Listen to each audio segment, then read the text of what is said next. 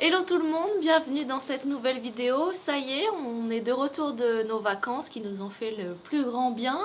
La mer, ça fait du bien pour se ressourcer un petit peu et penser à autre chose. Donc voilà, on est de retour plus motivé que jamais, toujours sur la guest house. Le vide sanitaire est en passe d'être terminé puisqu'on coule le béton aujourd'hui. Et puis dès les prochains jours, on s'occupera du bois. Et on reprend le chantier aussi sous une nouvelle saison. On a laissé l'été derrière nous avec ce beau soleil et surtout ces nombreuses canicules qui nous ont bien fait souffrir. Et qui ne nous manqueront pas. Qui ne nous manqueront pas. Et maintenant, par contre, on est rentré à fond dans l'automne. C'est pour ça qu'on est à l'abri sous le garage parce qu'il pleut, il commence à faire un peu froid. Mais c'est pas grave, il faut qu'on continue nos travaux et puis ça va avancer. C'est parti!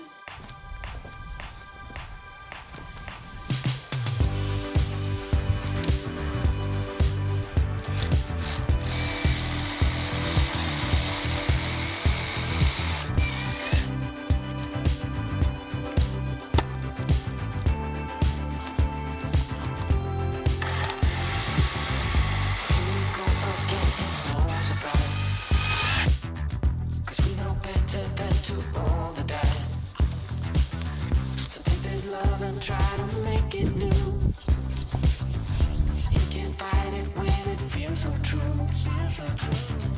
You drive me crazy like no one else. The final moment before I lose myself. And it's no use working 9 to 5 if you want more than to stay alive. So come on over, we can make it through.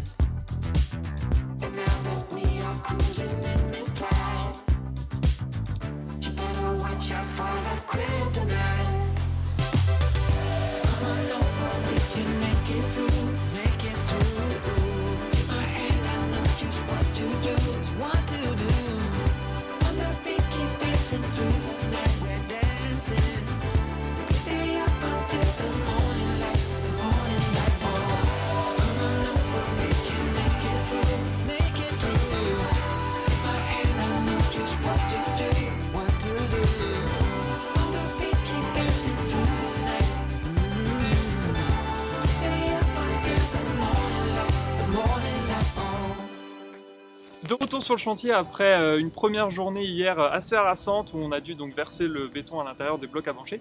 Avant d'attaquer la partie bois, parce qu'on a enfin fini avec ce béton, on voulait faire avec vous le tour du vide sanitaire pour vous expliquer un petit peu comment on l'a conçu, pourquoi il y a ces petits créneaux en haut du mur qui ressemblent à un petit château fort, et comment on a prévu les entrées, les sorties, l'aération, l'arrivée des réseaux, etc.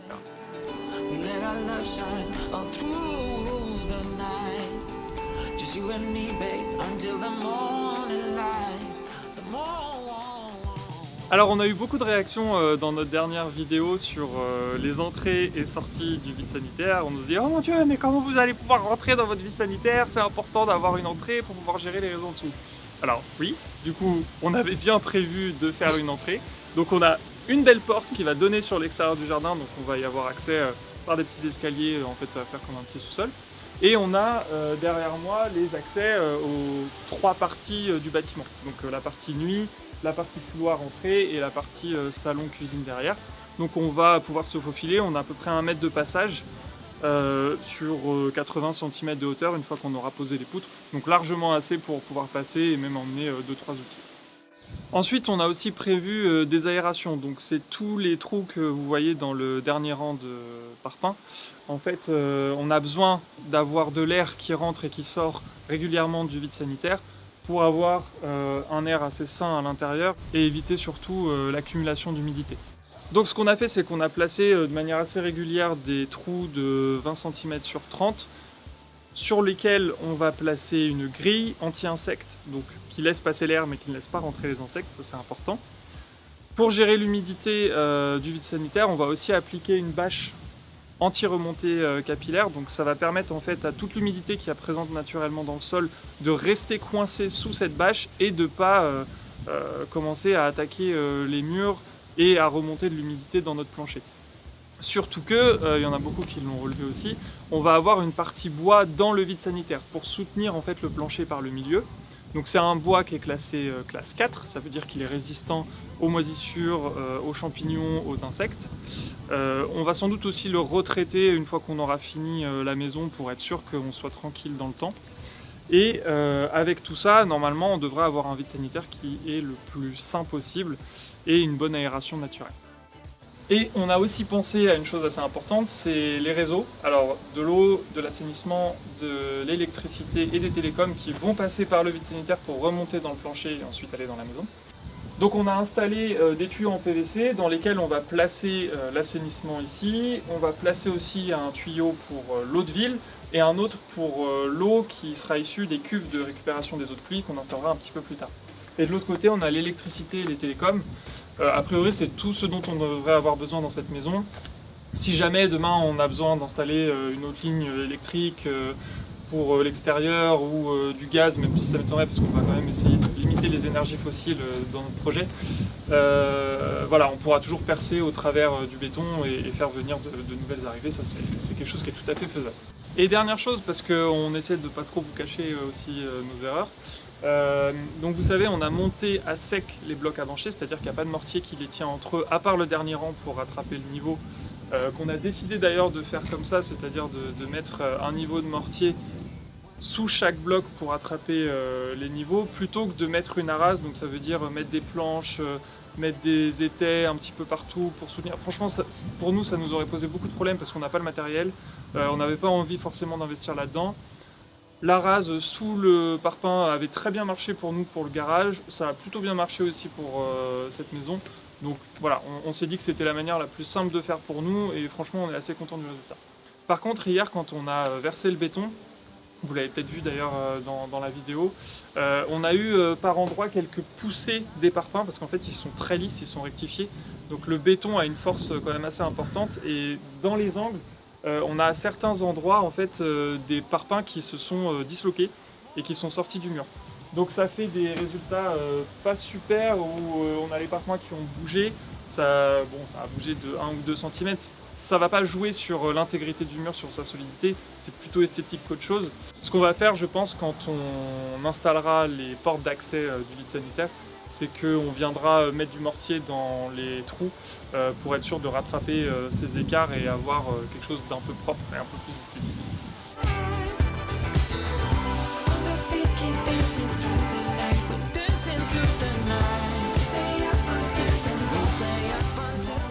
Voilà, donc j'espère que ces petites explications vous aideront à mieux comprendre pourquoi on a conçu le vide sanitaire de la guest house comme ça.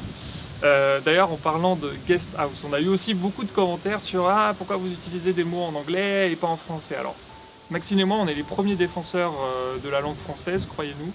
Le fait est qu'on n'a pas vraiment trouvé d'équivalent en français pour cette guest house. On vous explique pourquoi. Alors, il y en a beaucoup qui nous ont dit « pourquoi vous ne l'appelez pas maison d'hôte ?» On aurait pu.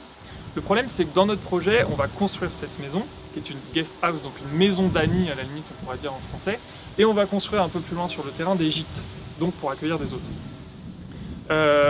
En fait, cette maison, pour nous, est temporaire, dans le sens où on va y habiter le temps de construire les gîtes, de rénover les 2 longères aussi qu'on a sur le terrain, pour ensuite, après, construire notre maison à nous, qui va être un peu plus loin vers la mare. Et donc, cette maison sera bien une guest house, donc une maison d'amis, pour que les gens qui viennent nous voir, notre famille, nos amis qui nous rendent visite ici, puissent avoir en fait un endroit où ils peuvent rester 1 semaine, 2 semaines, 3 semaines, on verra en fonction des affinités. Voilà, dans cette maison d'amis en fait qui leur sera réservée, c'est l'objet de cette maison. Et on n'a pas voulu l'appeler maison d'amis parce qu'on avait peur de créer de la confusion entre les gîtes qu'on va créer après et cette maison ici qui va servir à un autre usage. En fait. Voilà, vous savez tout. On va continuer à utiliser guest house, on va aussi beaucoup parler de maison, De toute façon, tant qu'on n'a pas construit notre maison, a priori, ça reste une maison quand même. Bon voilà, après ce long monologue, j'espère que vous avez tout compris et on va pouvoir réattaquer la construction. C'est parti.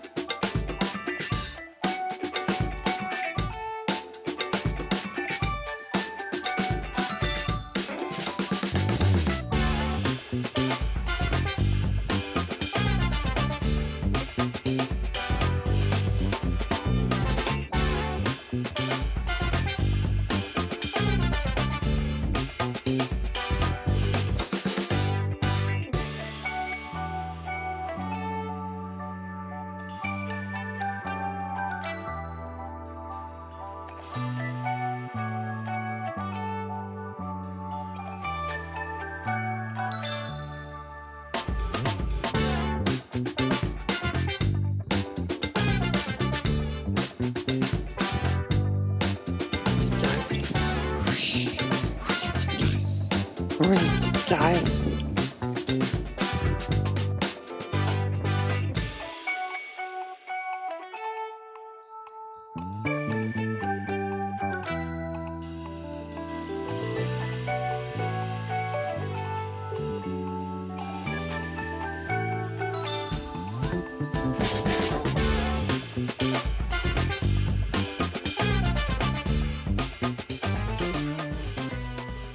Je vous fais un petit aparté, donc vous êtes très nombreux et nombreuses à nous avoir posé des questions un peu plus globales sur le projet, sur nous, sur notre formation, ce genre de choses. Donc voilà, on n'a pas de tabou, on est prêt à répondre à toutes vos questions. Mais c'est vrai que par commentaire, c'est pas forcément idéal, surtout que vous avez plusieurs fois des questions qui se recoupent. Donc on s'était dit, on en avait déjà parlé à certains par commentaire, que ce serait bien de faire une FAQ. Donc voilà, elle arrive enfin. Donc on est prêt à répondre à toutes vos questions. N'hésitez pas à nous mettre là, à la fin de cette vidéo, un commentaire en précisant bien FAQ pour qu'on identifie bien les questions auxquelles il faut qu'on réponde. Voilà, on se fera un plaisir de vous répondre et on vous remercie déjà par avance de nous poser vos questions.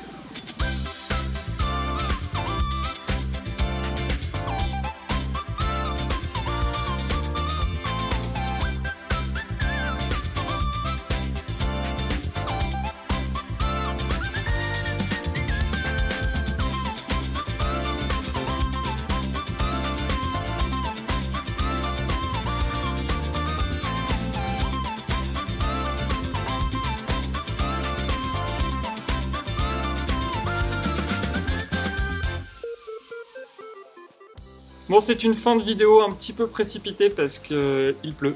Donc on a dû abandonner notre chantier sable. Alors en fait, on met une couche de sable au fond de notre vide sanitaire parce que après on va installer une bâche anti-remontée d'humidité comme on vous l'a dit.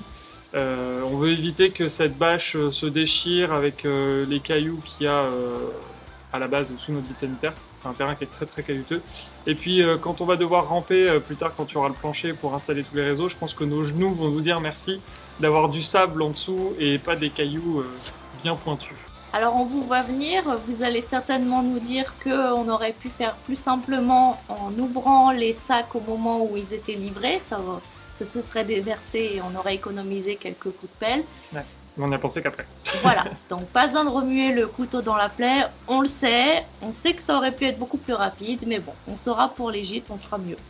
Voilà, donc on espère que cette vidéo vous a plu. En tout cas, nous, on a repris notre motivation depuis notre retour de vacances, donc ça c'est chouette. Et puis, bah, on vous retrouve dans la prochaine vidéo comme d'habitude. D'ici là, n'hésitez pas à nous mettre un petit commentaire ou vous abonner si vous n'êtes pas déjà abonné. Surtout à vous abonner. C'est important pour nous, c'est un soutien énorme pour cette chaîne et on compte sur vous. Salut. Salut.